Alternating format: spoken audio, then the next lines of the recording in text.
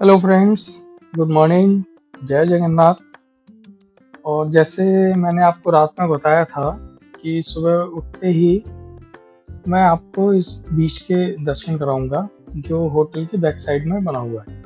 ये होटल दिख रहा है, ये जो छोटा सा गेट है, ये इसका बैक साइड में गेट बना हुआ है। तो इस होटल के बैक साइड से इस गेट से होते हुए हम इस पार्क में एंटर होते हैं। और पार्क से चलते हुए जब थोड़ी दूर चलेंगे, सामने इधर ये बीच बना हुआ है और हम यहाँ से बीच पर पहुँच जाएंगे। और जो आसपास के होटल्स हैं, वहाँ से काफ़ी लोग सुबह यहाँ आए हुए थे। तो मेरे ख्याल में सुबह मॉर्निंग वॉक पे भी निकलते हैं। कई लोग एक्सरसाइज कर रहे हैं, कुछ लोग योगा कर रहे हैं इस गार्डन में, क्योंकि गार्डन भी अच्छा साफ सुथरा बना हुआ है, बीच के पास में है, एकदम स्वच्छ ताज़ा हवा मिल रही है यहाँ। और साथ में लहरों की आवाज़ आ रही है, तो वो सुनने में बड़ा अच्छा लग रहा है। तो मैं सोच रहा था कि मैं आपको बीच दिखाऊंगा, बीच के साथ में भगवान सूर्यदेव के दर्शन कराऊंगा जो बीच के सामने से निकलेंगे। समुद्र में से तो नहीं, समुद्र के थोड़े ऊपर से निकलते हैं, आई थिंक, जिसको हम बोलते हैं कि क्षितिज जो है, वहाँ से सूर्यदेव निकलते हैं। तो वो अपने आप में एक बहुत आनंदमयी नज़ारा रहता है। आप उसको देखेंगे, मैंने कोशिश की है वो इस वीडियो में डालने की, वो भी बड़े अच्छे लगते हैं। और साथ में सोच रहा हूँ कि एक कहानी सुना देते हैं। तो कहानी ऐसे शुरू होती है कि एक हस्बैंड वाइफ थे। हम हस्बैंड वाइफ को नाम दे देते हैं, एक का नाम मृणाल, एक का नाम आभा। तो दोनों एक शहर से दूर रहते थे। एक छोटा सा घर था उनका, और घर में एक खिड़की थी जिसमें से निहारें तो सामने आकाश दिखाई देता था। ये देखिए, एक छोटा सा इनने पेड़ जैसा बना रखा है जिसमें अलग अलग डायरेक्शन के साथ में कुछ जगहों के नाम लिखे हुए हैं और उनके साथ उनके किलोमीटर लिखे हुए हैं। तो जिस डायरेक्शन में ये हैं उस जगह पे ये प्लेसेस हैं, और यहाँ से उतनी डिस्टेंस पे है जो इसमें ऑलरेडी इंडिकेट किए हुए हैं। तो मैं बोल रहा था कि जो आभा है, वो अक्सर सोचती रहती थी कि मृणाल के साथ में रहते हुए इतना दिन हो गए, तो ये जो प्रेम मोहब्बत होता है ये क्या होता है, कुछ समझ में नहीं आ रहा था उसे, कुछ कंफ्यूज सी रहती थी। तो कई बार सोचती, खुद ही से क्वेश्चन करती, तो खुद ही मुझसे अपने आप से ही जवाब मिल जाता कि जो मृणाल के साथ में उसने रातें बिताई हैं, जहाँ कभी कभी घंटों घंटों कोई बात नहीं होती थी, फिर भी दोनों के बीच में एक रूहानी शांति रहती थी। जैसे रात अपनी पूरी गहराई से नमी चुराती है और सुबह होते होते उसे एक सुंदर ओस की बूंद में बदल देती है, वैसे ही मृणाल और आभा का साथ बरसों की खामोशियां, आपसी समझ और छोटे छोटे त्यागों से मिलकर बना हुआ था। अब देखिए, मैं आपको बीच भी दिखाता जा रहा हूँ साथ में, और लोग घूम रहे हैं यहाँ पे। अब जीवन की जो आपाधापी होती है उसमें से कई अवसर आए जब रास्ते अलग हो सकते थे। मृणाल को बड़े शहर से बुलावा आया, आभा के पास अपने सपने थे। लेकिन जैसे कहते हैं ना कि प्रेम का अर्थ केवल होना नहीं होता, बल्कि प्रेम में होना होता है। जैसे ओस की बूंद हजारों पत्तों के बीच केवल एक विशेष पत्ते को ही चुनती है और उस पर अपनी पूरी सत्ता सौंप देती है, वैसे ही मृणाल ने आभा के साथ उस छोटे से घर के सुकून को चुना। उसने तय किया कि वो उस पत्ते से गिरेगा नहीं, चाहे धूप कितनी ही कड़ी क्यों ना हो। कई वर्ष बीत गए, दोनों के चेहरों पर झुर्रियों की लकीरें उभर आईं, और अगर देखें तो आंखों में वो चमक थी जो ओस की उसी ताजगी जैसी रही। ये देखिए धीमे धीमे भगवान सूर्य देव के मैं आपको दर्शन भी करा रहा हूँ, और ये छोटी सी एक कहानी भी सुना रहा हूँ आपको। ये देखिए आहिस्ता आहिस्ता सूर्य भगवान जो है उनकी लालिमा और बढ़ती जाएगी।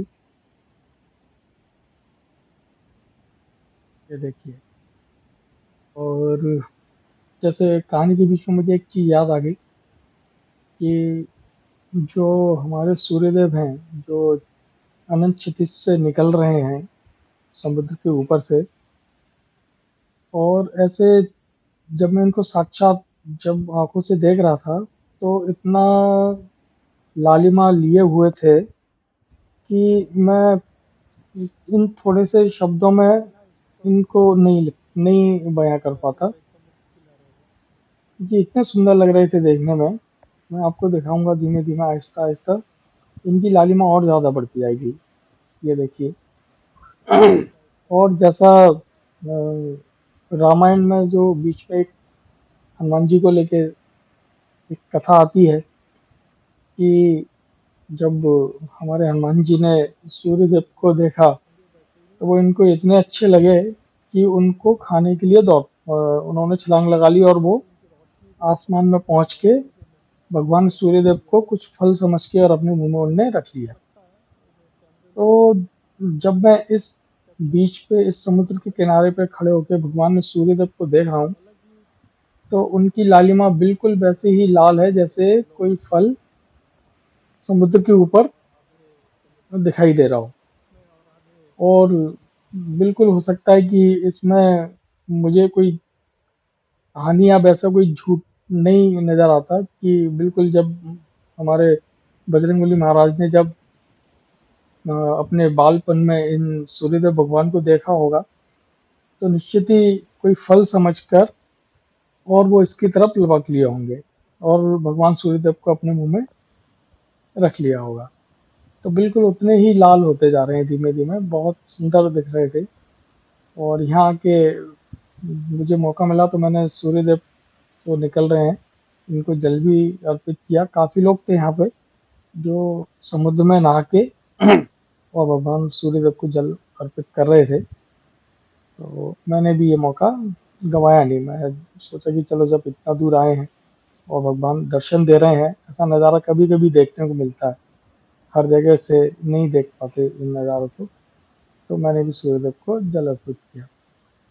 तो वैसे जगन्नाथपुरी जी में जगन्नाथ जी तो हैं ही, उनके साथ में ये जो दृश्य बनता है सूर्यदेव के निकलने का, ये भी बड़ा आनंदमय दृश्य रहता है। तो मैं तो ये बोलूँगा, ये कहूँगा कि जब भी आप अगर कभी जगन्नाथपुरी में आते हैं तो जगन्नाथ जी के दर्शन कीजिए। यहाँ बहुत सारे मंदिर हैं, उनके दर्शन कीजिए, और साथ में ये जो नज़ारा है ये देखने आप बीच के ऊपर ज़रूर आइए, क्योंकि ये एक बार आप चले जाएंगे तो इसको आप लेके नहीं जा पाएंगे।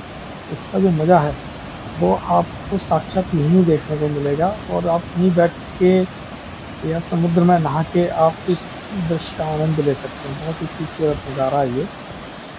तो अब मैं कहानी को थोड़ा आगे बढ़ा देता हूँ कि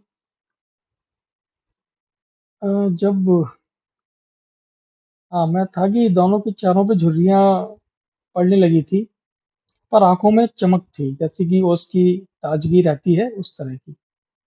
एक सुबह जब सूरज की पहली किरण ने खिड़की पर दस्तक दी, तो मृणाल ने आभा का हाथ थाम के उसे बाहर घास पर जमी हुई ओस को दिखाने ले गया।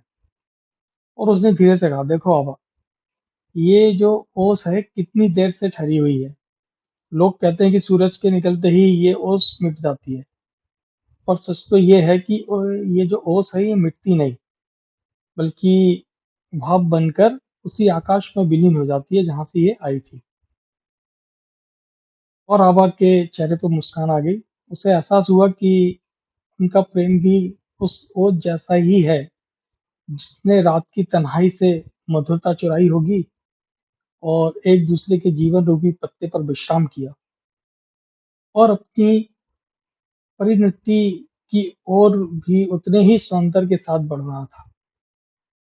इसीलिए हम कह सकते हैं कि प्रेम का होना केवल एक संयोग है, प्रेम में होना एक साधना है।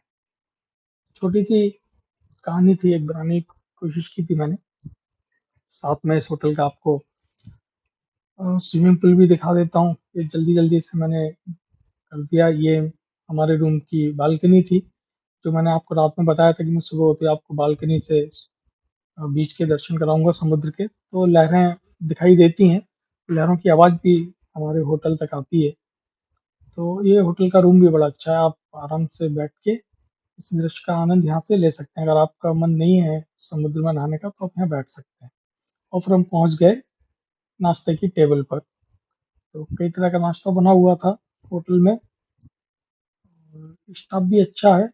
आप उनको ऑर्डर दे देंगे तो आपको बार-बार रुकना नहीं पड़ेगा। वो आपके पास में ही सारा सामान लाके दे देते हैं। पूड़ियाँ बनी हुई हैं नाश्ते में, पकौड़ियाँ हैं। थोड़ा टेस्ट साउथ सॉरी इधर उड़ीसा का अलग है। तो नॉर्थ इंडियंस को थोड़ा देर में समझ में आता है, क्योंकि नॉर्थ खाना अलग स्टाइल का रहता है, इधर उड़ीसा में कुछ अलग स्टाइल का खाना है। और इसके बाद में फिर हम लोग नाश्ता करके निकल लिए अपने आगे की तरफ। तो मुझे मौका मिलेगा तो मैं एक वीडियो और बनाऊंगा। तो यहाँ से निकलेंगे हम, तो रास्ते में हम क्या क्या करेंगे उसके साथ मैं आपके साथ में एक वीडियो शेयर करूँगा। दोस्तों, अगर आपको ये वीडियो पसंद आए हो तो लाइक शेयर कीजिए, सब्सक्राइब कीजिए।